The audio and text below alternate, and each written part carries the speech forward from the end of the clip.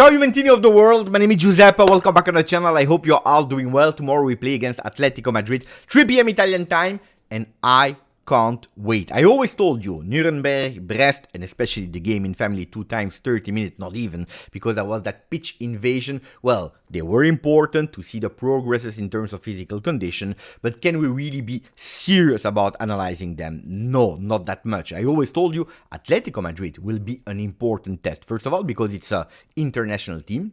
Secondly, because it will be at 1 week of the official start against Como, match day 1 of Serie A. We know it, the team at the moment is not complete, but I want to seriously understand where we are, and that game will tell us a lot in terms of potential. Then it's not a live or die game. It's not because we lose that the season is already over. Let's not start and think already at 25-26. It's not because we win that we already won all the competition that we participate in. So balance, also because Mercato is open, still 20 days to go.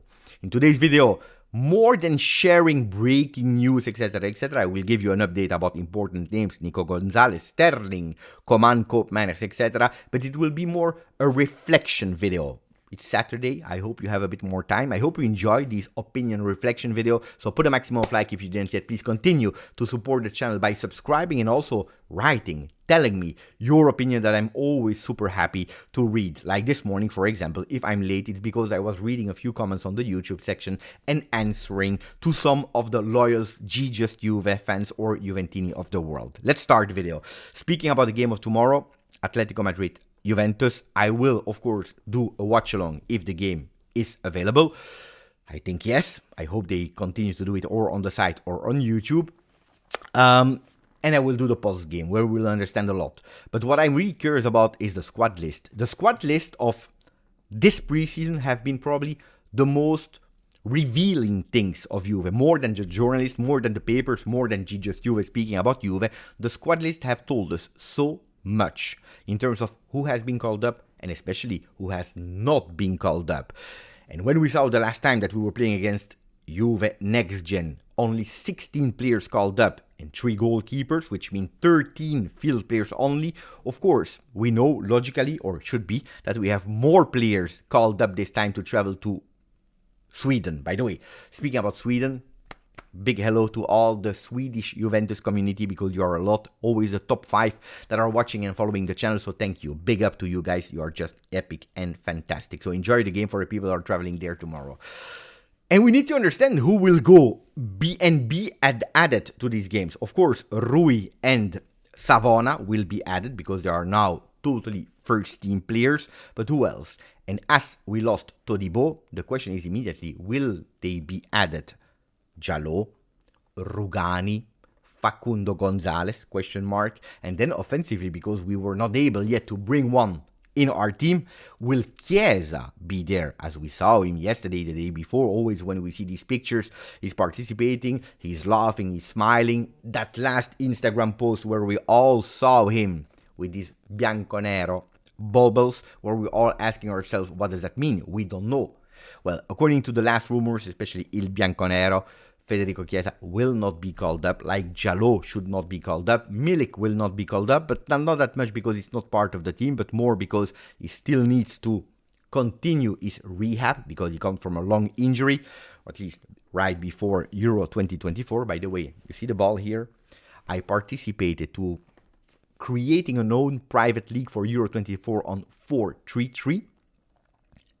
And then I received an email, Giuseppe, dear GJustjuve, you have been randomly selected. This is the gift for you, a ball from Euro 2024, official ball. I'm super happy. Thank you for 433. So guys, when you see these kind of contents, participate. You never know if you're lucky. If you don't try, you will never win. Fantastic. 433. Grande. Anyway, let's go back to the serious talks. When we were speaking about this squad list, well, these guys will not be there. And I'm curious who will be added, who not. Maybe we'll do an afternoon live or an evening live or an extra video to discuss about these things. Todibo, c'est fini.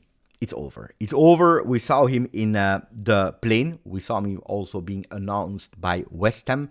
Look, yesterday we already spoke about it. I told you a share of blame, a big share of blame to Juventus Football Club, to Giuntoli, because we didn't have to wait that long. We couldn't wait that long. Or you close the deal if you are able to. If you are not able to, it's over. Go towards another objective, because it's true that today, on the 10th of August, we are missing someone. We are missing something in the defense. By the way, Juventus is changing strategy on the Mercato. We'll come back on that in a second. I already blamed them. Then I want also to say that I don't want to blame Juventus 100% on that one, because it comes to one thing. Like we saw for Calafiori, like we saw now for Todibo, like we saw for other objectives, it is not that Juventus is not trying. Juventus is trying. And I always told my son, and the people that I work with in the past when I was a manager, what I'm the most happy about is when I'm convinced, when I'm sure that you did everything you could. Of course, if you do everything you can, you have more possibility to reach your objectives. But that you reach it or that you fail, I will be extremely proud if I'm sure that you did everything you could to reach that objective. Then, of course, if you fail, next time you need to do even better, even more. You need to improve. You need to learn from your mistake, because at a certain moment, you need to reach that objective. It's not because you fail every single time that we celebrate because you did your best. No, you need to reach that objective, or you change objective and you lower your expectation because that's a new reality that you are in, because you are not able to. But I want to be sure that you did the best you could, as we did for Calafiori, as we did for Todibo. Now, we have no money. And I'm not speaking about Juventus Football Club only. I'm speaking about Serie A clubs. We have no money. Look at the transfer market of Serie A. It's tough. It's difficult. Juventus, that you're all criticizing, probably also correctly, because the team is not complete. We are the biggest spenders at the moment. And our Mercato, that you like it or not, or that you believe in it or not, is not over. So we will continue to spend. But there is not a lot of money available. All the clubs are blocked. And we are waiting for that domino effect to happen. It's stupid, huh? Nico Caviglia, out of project. That deal was that close to be done with Venezia, and it's still a valid deal with Venezia for 4 plus 1, of million, which we are not even speaking about the moon. We are not speaking about 40 plus 10. We say 4 plus 1. Well, they can't. They are blocked because Tanner Tessman should have gone to Fiorentina to unlock them a slot first, and then also the money. But at the moment, Fiorentina blocked it, so they can't move, and Nicolosi is there at home. Which also happened in a lot of clubs. It's not only Juve. Look at Gudmundsson. He can't go to Fiorentina because Fiorentina is blocking. Genoa, they are waiting for a replacement. They are waiting to understand, to think about it, how they can do it. Gudmundsson not to Fiorentina. Nico Gonzalez not to Juve because Commisso is waiting. He needs to be sure that he goes for Gudmundsson. So everyone is blocking each other. Juventus is trying. We hear that they have 30 million euro already ready to Fiorentina. Not immediately cash, but taking that structure of the deal of Todibo. A loan that you are paying with an obligation at certain condition, easy condition for Fiorentina. Everything is already done. From Juve's side, they found an agreement with the player. So you can't tell me, yes, no. Then you can say, I like Nico Gonzalez. I don't like Nico Gonzalez, but Juventus is trying everything. And then you will tell me, Beppe, but look, Nico Gonzalez, what are we speaking about? Is that the player? Look at the expectations of Juve. Look at the standards. We are always having low standards. Guys, I tell you, when you start the Mercato and you have players linked to your club and you're trying to, for Douglas Luiz, that happened. Koopmeiners, that at the moment didn't happen. Calafiori didn't happen. Thuram happened. Zirkzee didn't happen. Di Gregorio, Sancho, Adeyemi. If these are the players that your club is linked to, and we know for sure that Juventus tried in a way or in another, even being in that difficult situation, this is not, according to me, low standards. This is trying, but understanding that not always you can make things happen, especially because we don't forget what happened in the last few seasons in terms of image, in terms of missing money, etc., but Juventus is trying. Then at a certain moment, if it doesn't happen, well, you try something else. You try a Nico Gonzalez, for example. Look, Juventus, when we are hearing about that next-gen project, when we are hearing about promotion of 2-3 players per season, it's not because it's fun, it's not because it's nice, because you win a medal with it. No, you don't win any medal. It's because it's a consequences of what we need to do, of the situation that we are in. If Milan and Atalanta, Milan this year, Atalanta next year, they are imitating Juve with also their next-gen teams, Milan Futuro and Atalanta, I don't know what name. Guys, it's because we try to do with what we have at the moment. We saw Soulé leaving, Huijsen leaving. We can debate enough money, not enough money, but we are speaking about a Huijsen that played 12 minutes with Juve. That was not a starter at Roma. You are able to sell him not to Paris Saint-Germain, not to Bayern Munich, not to Dortmund, but you are able to sell him to Bournemouth, a Soulé that is going to Roma, even if we wanted to have him. But we needed cash, we needed liquidity to continue. Don't tell me Nico Gonzalez and Soulé 1-1. It's not a 1-1. It's a totality of the Mercato that you need to check. And the cash that we receive from Soulé is not immediately for Nico Gonzalez, is for Koopmeiners. That's a reality. We'll come back on Nico Gonzalez in a second, why he is a good name, a real possibility for Juve. But we see it, Savona, Rui, that I really love, and I'm extremely happy for them because I had already contact with them from time to time to rewrite to each other. Fantastic person. I'm happy to see them extending and being promoted. But let's not lie with us. If we were in 2018, if we were in 1996, probably these players would have not yet received their chances, but needed to prove much more to be integrality part of the first team. Now, Yildiz, also him, beautiful way, under 19, taken from Bayern. Next gen, not that much. First team, last season, first goals with Juve, first minutes, first appearances, a beautiful Euro 2024 with Turkey, even if some people say, I'm not sure, blah, blah, blah.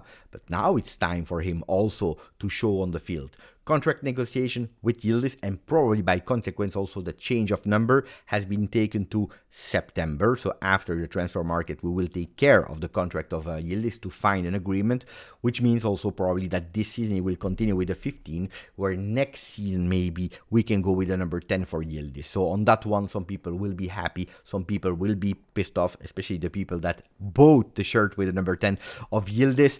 But we have time because Juventus now, they have rush priorities, super important priorities. And I don't believe that the priorities now, because at the moment we are in difficulties, are Sterling, like we were reading yesterday from Gianluca Di Marzio. It's just easy.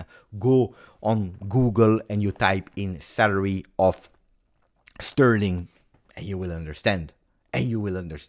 Even if Chelsea is paying half of it, it's expensive. And then if we're speaking about the player, it's a player that honestly is probably not the player that we need. Honestly, is probably not the player that is even good for the game of Thiago Motta. So I think that these are the words, because every single day we need to speak about Mercato. Like the one of Coman. Yesterday I saw also some people, some papers, some content creators starting to speak about Coman. Coman is not a possibility, guys. Exactly the same.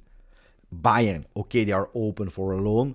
But on the other side, look at the salary of Coman. Kingsley Coman, a player that we know with always these injuries that are there. So if you want to make him your most expensive player or one of your top 3 expensive player for a loan player, that is Coman, that is not even giving you certainties in terms of a full season as a starter, guys, I think that this discussion makes totally no sense. And that's where a Nico Gonzalez on the other side can be the answer.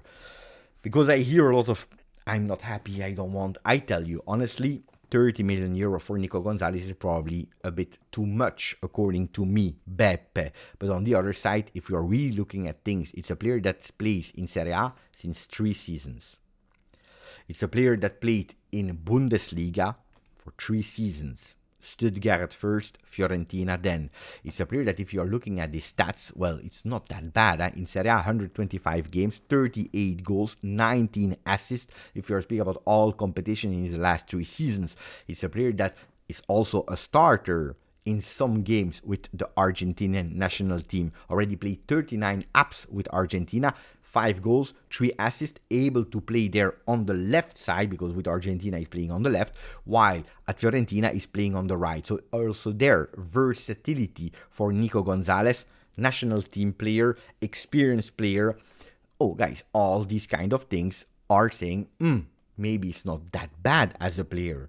Then you tell me Soulé, we wanted to keep him. So it's not a tactical thing, it's not a technical thing because Soulé, we wanted to keep him. But at today, if you are able to sell 25 million euro for Soulé, that is 20, 21, 26 years old, so it's not even that huge gap of in terms of age. So we are not taking a player at the end of his career. We are taking a 26 years old player that just celebrated in April. So it's not even that he will celebrate now in October.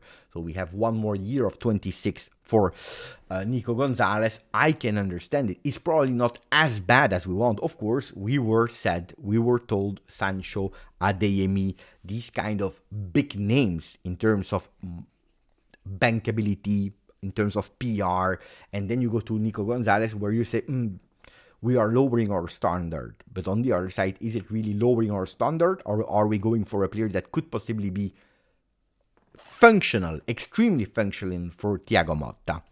What could be potentially a big flop will be not being able to take Koopmeiners, because we know it is a player that you are chasing since December 2023. Juventus did everything they could. Now we are blocked there. He has 1 week of medical certificate where burnout, stress, is not playing. Let's see if he will resume training session next week with Atalanta. I'm really curious, but at the moment they are doing the wall. And also there, can you blame Juve that is trying everything to reach their objective? If Atalanta do not want, Atalanta do not want.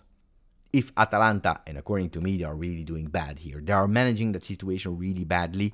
But if they want to take time, if at the end they will not selling to Juve or to any club and keeping a player that is not happy, they are risking big. Because of course Atalanta is not in the same financial troubles as Juve. They don't need that money obligedly because they were really great in signing and selling in the last seasons. Well, I mean, 50, 55, 60 million euro. I don't know if in Italian football today you are able, whoever you are, to refuse them just simply to have a player that is not playing in there on the bench, not being happy. So pay attention to Koopmeiners. But yeah, from one source, we have the fact that Juventus is really convinced that they are able to bring Nico Gonzalez and Koopmeiners before the end of the Mercato. For Nico Gonzalez, they are even trying before the game of Como. Let's see. And then we finish with the last news about the center back. Why the last news? Because if it was the first signing that should arrive, that center back position, looks like the strategy has changed from Juve. They first want to go towards the Koopmeiners name, the Nico Gonzalez, and maybe even adding another offensive winger, and then in the last week of Mercato going for a center back. And that's why we have a lot of different names. One of the big ones that has been pushed is the one of Lenglet, that is in the last 2 seasons played in Premier League, Aston Villa, could join Douglas Luiz, played at Tottenham. It's a player that last season was not a starter. He didn't play that much, but to be honest, 25 games only. The season before, 35 with Tottenham, where he played much more, especially in Premier League and in Champions League. But it's a player that also there has no injuries. It's a player that is entirely fit. There are the names of Hummels that Juventus at the moment refused, said thank you, but no. There are the names of the one of Ajax, etc., etc. I think that there something will happen, but apparently with the man that we have, we can cover the games of Como and Verona. Let's see. I hope you enjoyed that calm reflection video. Grazie, forza. Juve. Mercato is great.